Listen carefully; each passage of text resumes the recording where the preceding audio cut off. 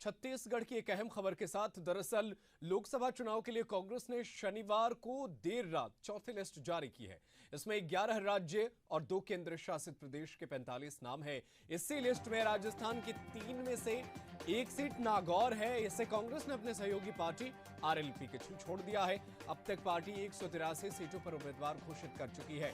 मध्य प्रदेश में दिग्विजय सिंह को राजगढ़ से टिकट दिया गया है। वहीं उत्तर प्रदेश के वाराणसी यानी वीवीआईपी सीट से पीएम मोदी के खिलाफ अजय राय को चुनावी मैदान में उतारा गया है। मध्य प्रदेश में प्रत्याशियों की यह दूसरी लिस्ट है। राजगढ़ सीट से पूर्व सीएम दिग्विजय सिंह प्रत्याशी बनाए गए हैं। वे 2019 का लोकसभा चुनाव भोपाल से लड़े थे, हालांकि उन्हें हार का सामना करना पड़ा।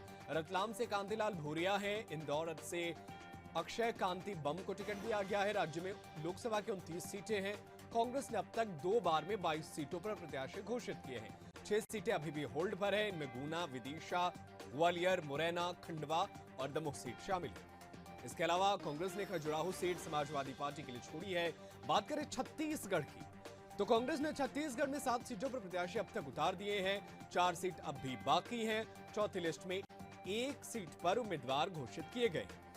बस्तर से कवासी लखमा को उतारा गया है। इस सीट पर उनका मुकाबला बीजेपी के महेश कश्यप से होगा। कांग्रेस ने पहली लिस्ट में रायपुर और राजनांदगांव समेत 6 सीटों पर प्रत्याशियों का ऐलान किया।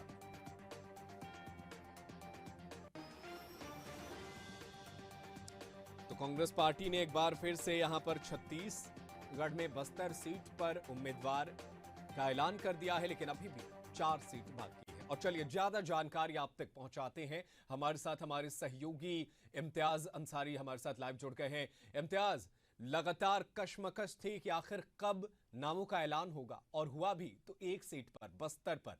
और सबसे बड़ा सवाल यह है कि पार्टी ने अपने सिपह सालार को ही टिकट काट दिया, उनकी जगह पर कवासी लखमा को टिकट दिया गया है। तो इसके पीछे कांग्रेस की क्या रणनीति है?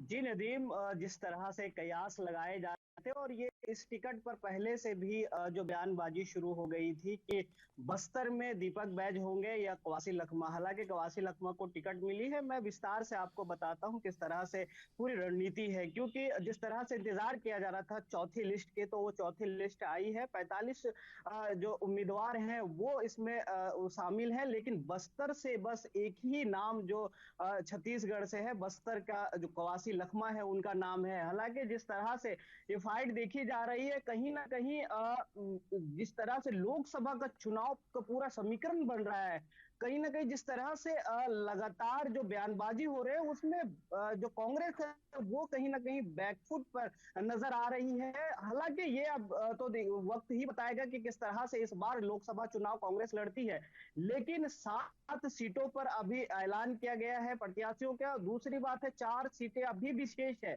हालांकि अगर बस्तर की बात करें तो बस्तर जैसे क्षेत्र में जहां से अभी मौजूदा सांसद दीपक बैज है जो सिपह सालार जैसा आपने कहा है, और उनका टिकट काटना तो कहीं ना कहीं ये भी एक संकेत ये भी है कि उनको कहीं दूसरे जगह से लड़ाया जा सकता है। जिस तरह से कहा जा रहा है कि उनको कहीं दूसरे जगह जो एक पैराशूट लैंडिंग होता है वो कराया जाएगा। हालांकि अपना गढ़ होता है, लेकिन कवासी लखमा भी किसी तरह से कम नहीं है। उनका जिस तरह से बस्तर में पकड़ है, पार्टी ने शायद यही सोच कर वहां उनको उतारा है। दूसरी तरफ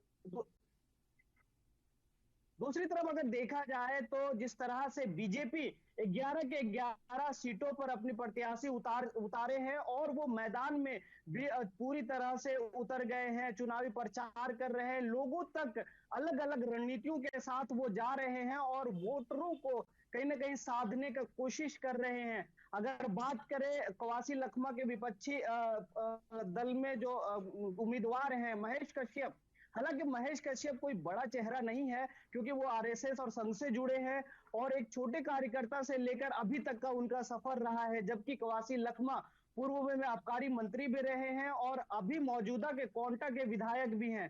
तो ये कितना फाइट होगा, कितना असरदार होगा कांग्रेस के प्रत्याशी का उस बस्तर जैसे सीट पे, या फिर बीजेपी के जो महेश कश्यप है वो जिस तरह से लड़ रहे हैं उनको उतारा गया है।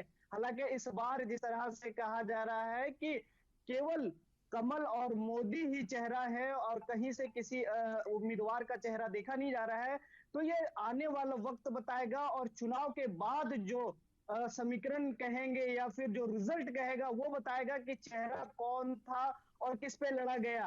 हालांकि पहले फेज में चुनाव होना है, बस्तर का 19 अप्रैल को ये चुनाव होना है और अभी नामांकन शुरू हो गए हैं क्योंकि 20 मार्च से नामांकन हो रहे हैं। ऐसे में आनंद फानन में अगर कहा जाए तो कांग्रेस ने अपनी प्रत्याशी की लिस्ट जारी की है। हालांकि 4 जो सीटें हैं वो शेष है। जी नदीम। बिल्कुल, चार सीटें जो हैं अभी बची हुई हैं, लेकिन इम्तियाज बड़ा सवाल एक और भी है कि जब विधानसभा चुनाव के नतीजे आए थे उसी वक्त कवासी लखमा ने अपनी तरफ से इच्छा भी जता दी थी कि मैं लोकसभा का चुनाव लड़ना चाहता हूं। वो 6 बार विधायक रहे हैं। और दूसरी सबसे बड़ा सवाल ये है कि जब पार्टी अपने प्रदेश अध्यक्ष का ही टिकट काट दे तो ऐसे में वहां पर जो दीपक बैज के समर्थक हैं उनको कैसे मना पाएगी? क्या यहां पर अंतर्कलह से निपटना पार्टी के लिए बड़ी चुनौती होगी?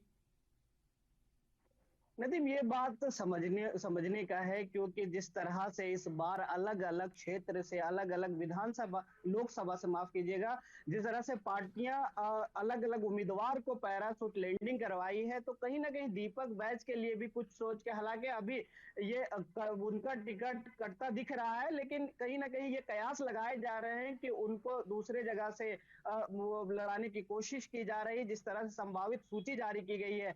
हालांकि ये बात आप सही कहे हैं कि क्योंकि दीपक बैच का एक अपना फैन फॉलोइंग है, एक अपने जो उनके समर्थक है वो है, उनको समझाना कहीं ना कहीं दिक्कत होगा।